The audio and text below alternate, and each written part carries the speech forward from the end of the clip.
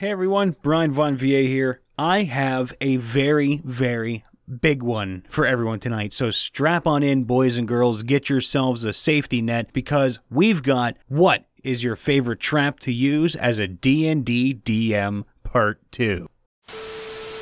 Not necessarily a trap, but more along the lines of several instances of bending the rules. Here are a few examples of what my players came up with after either searching the web or conspiring amongst themselves. Number 1. The Peasant Railgun. In order to advance in one of our quests to the next objectives, we were required to deal with a dragon that was terrorizing a mountain passage to the next village. While the rest of the group theorized means to kill the dragon, our rogue, we'll call him X for the sake of privacy, was busy surfing the internet for a less than legitimate way to kill the scaly beast. What he stumbled upon was known as the Peasant Railgun. In order to assemble the Peasant Railgun, you need a few components.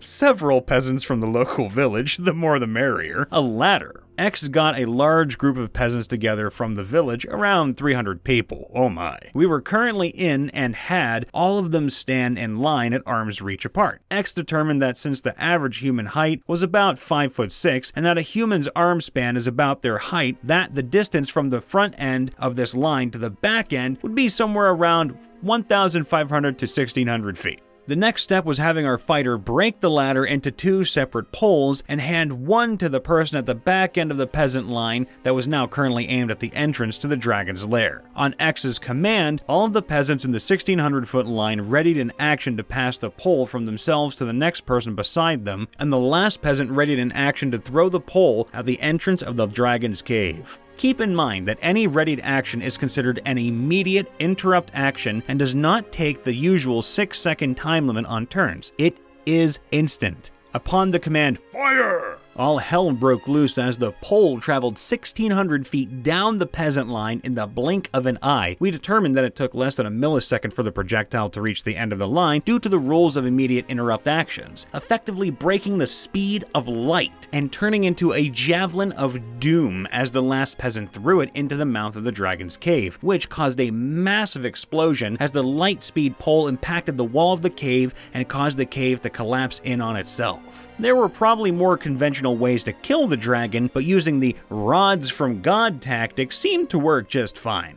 Number 2. Arnold Schwarzenegger the Wizard.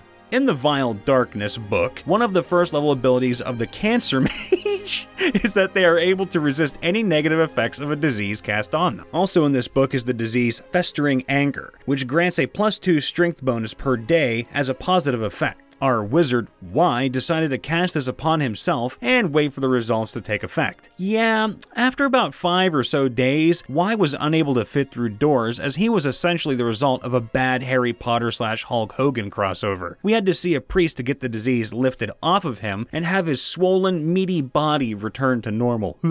Number 3. Mage Shotgun. One of the staple items of a rogue is a bag of ball bearings or caltrops, which are designed to trip up enemies in their pursuit of you. Naturally, being quite small, a bag of these weighs considerably less than 20 pounds, which is the maximum lift, push, or pull weight of the spell Mage Hand. During one adventure, we were trapped in a dead-end tunnel with a group of kobolds chasing after us. We were out of options before X, our previously mentioned rogue, decided that he would deploy a bag of ball bearings to trip up the kobolds as they caught up to us. However, Y had a better idea, and the two of them decided that X would throw the bag of 1,000 ball bearings in the air right as the kobolds rounded the corner, and Y would use Mage Hand to essentially force push the steel balls at the kobolds. As Mage Hand does not have a defined speed, we borrowed some of the physics from the Peasant Railgun and decided that it would move at an undefined speed around the speed of light, which is why it would appear out of nowhere whenever it was cast. When the kobolds did round the corner, they were met with a cluster of ball bearings moving at the speed of light, which tore through them pretty quickly, leaving a mess of blood and hot melting steel balls all over the floor. Admittedly, a lot of the physics on these examples are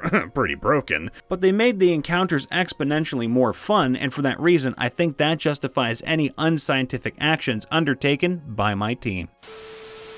I'm actually pretty shit at coming up with traps, much as it seems like a staple of the game. The presence of overt mechanisms for guarding some place or thing is a bit of an old school affection from when games had less of a story focus and more of a get the lost treasure from the pharaoh's tomb kind of focus. Without an environment like that, it's hard to justify the presence of a trap. Alarms? Security systems? Yeah, those happen, but tripwires that make scything corridors or secret switches that shoot arrows at whoever opens the door seem like an awful lot more trouble than they're worth in a structure that's inhabited or under active use. Aside from that, it seems like a lot of traps are kind of save or suck, and I don't have fun with that. Not any more than I do making the players run a disable device check over and over until they get a door open. What I am a little more likely to do is create a situational trap, an ambush, a catch-22 scenario, something like that. The Admiral Akbar, it's a trap kind of trap, rather than the Indiana Jones boulder down a hallway sort of trap. The best one I came up with so far was in a Starfinder game wherein the players were checking out a nightclub run by a gang called the Downside Kings. They were there to question the king's leader, who wasn't terribly pleased to have them visiting. So she pulled some strings with a corporate benefactor, and by the time the PCs got there, she was prepared. This was from a pre-published adventure, and in the real version of it, there's 3 thugs in the club and 2 outside. I thought that was a little weak, so I spruced it up into a multi-stage nightmare encounter. Step 1. Entry. The PCs are allowed cordially into the club, with a statement that they're on the VIP list.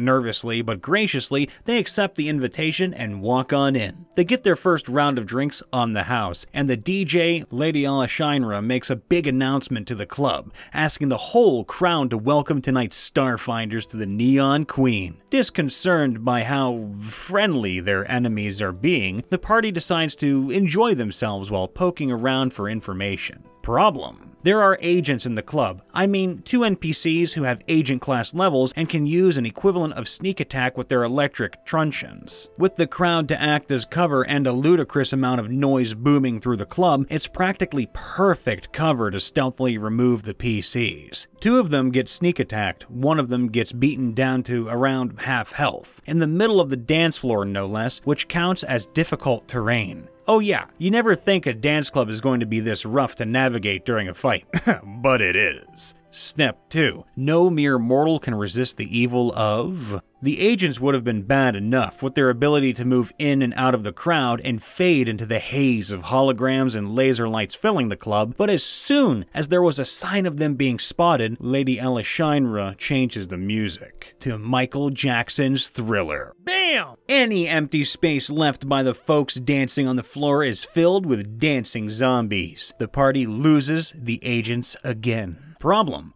Some of the zombies are real zombies. You don't know which ones. Another party member isolated from the others who are dealing with the agents gets moshed and bitten by one of them, finding this out the hard way. Nobody notices because everything's just too chaotic. This is the point where the party had to make a strategic retreat back towards their booth. By the time they were all regrouped, the zombies took out their technomancer. The party catgirl, yes, really, was having a laugh riot pulverizing the zombies with her hammer. Yes, really. Even managing to down one of the agents. Step 3.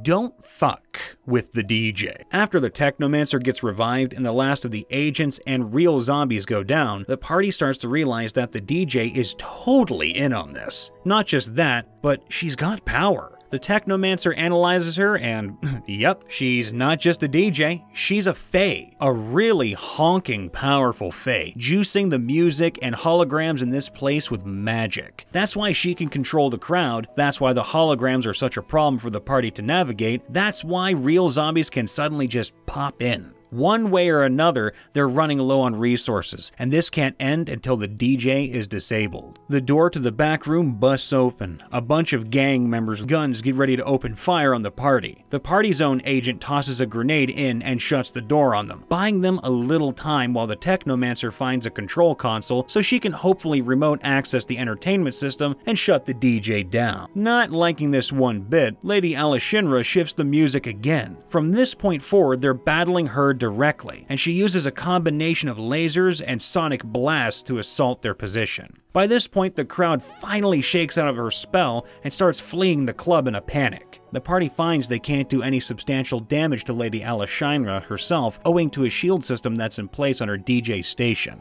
She'll probably pulverize them with sound waves before they ever get that down, much less start denting her HP. They can deal with the laser lights, the speakers, and the other mechanisms she's using to relay her attack spells at them throughout the club, and they can definitely keep the goons in the back room from rushing them, so they focus on that while the Technomancer hacks the club. Step 4. Introducing MC Hatchbuster. Once all the backroom goons are dealt with, they never actually got to leave their little room. The agent just kept tossing grenades in. The lady announces that it's time to introduce them to the club's head bouncer, MC Hatchbuster. For those familiar with the module, this is the character Vrochilio Hatchbuster, a Vesk. Think big-ass lizard man soldier, the right-hand man of the gang's leader. He comes out dancing to Gangnam Style, wearing ridiculous shades. They protect him from the lady's illusions, accompanied by about 6 illusory copies of himself generated by the DJ. The cat girl, excited to have someone to play with in close combat, rushes to see if she can spot the real one. She lucks out, gets him on the first try. Right around this point is when the Technomancer finally turns the power off in the entire club. Guess the party's over then. Oh well. With an eerie, echoing laugh in the silent blackness, Lady Alashynra departs, leaving only the one real Vrochilio Hatchbuster to deal with. He downs the catgirl in one hit, whips out his oversized, super-powered laser rifle, and begins taking pot shots at the party. Unsure if they can hold out even against this one Vesk, the party is ready for things to get ugly for this last leg of the encounter. He rushes their position, engages the agent hand-to-hand, and they brace themselves for another one-shot. As their agent prepares for a tussle he can't win, the Technomancer loses it. She decides she's had absolutely fucking enough of this club, point blanks herself in front of Hatchbuster, grabs his gun by the barrel, and uses a spell to overload it and blow it up. She crits it. It explodes into 1,000 electrified pieces, and Hatchbuster gets propelled across the dance floor into a column, dying instantly. The party stares at her in slight awe. I kid you not, that was her very last spell, and it was a doozy. She legitimately generated enough damage with that overload to one-shot this brute. The party was exhausted by this point, both mentally and in terms of their health and resources. Finally, they confronted the gang's boss, this very last person alive in the club, and they coerced the information they needed out of her. One of the most disturbing things they felt was that this gang boss wasn't even a big fish, but somehow commanded all these resources tonight just to kill them, just to get the Starfinder Society off her trail and give someone else plausible deniability. She didn't even care about getting locked up. "And I've got friends in all the right places. I'll be out in no time," she assured them. "And then I'll be coming for you." The agent looks out at the club, looks back at her, cocks his pistol, and executes her immediately with a shot in the head. "I don't know about you guys, but I don't want a second helping of this shit." Did I take this encounter a little too far? Maybe. But they did survive, and the inclusion of a corporate-sponsored Fey Technomancer gave them a lot of intrigue to chew on afterwards. Besides that, I found the early encounters in this module were really weak and didn't do much to bring out the party's abilities. They'd just kind of lean on shooting stuff from cover without thinking too much about their spells, class features, or other items. This broke them out of that cycle and got me a better picture of what Starfinder characters could do when they pulled out all the stops. Last but not least, it's always healthy to remind the players that enemies really are trying to kill them, and they could always be walking into a trap.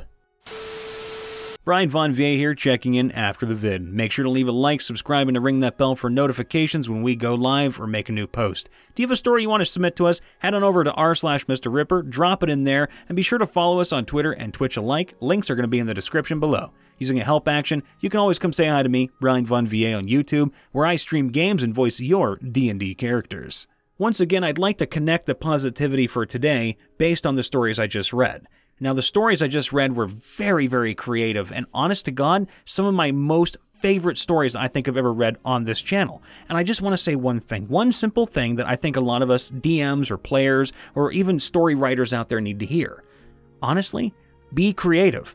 Not everybody's going to like what you have to say or do creatively, mind you, but being creative will keep you connected to that inner child in your soul. Even if you're doing something very, very subtle or something very, very grand like that second story we had, oh my god, that was brilliant. Just go for it. Have fun with what you write and what you do and what you plan for your players. And if you're scared to try something new, just do it. At worst, people are going to dislike it. Whoop-de-doo, you'll learn from it and you'll get even better for the next time you do something creative. So be you. Be inspired and be creative. All the love. I'll see you around. Bye for now.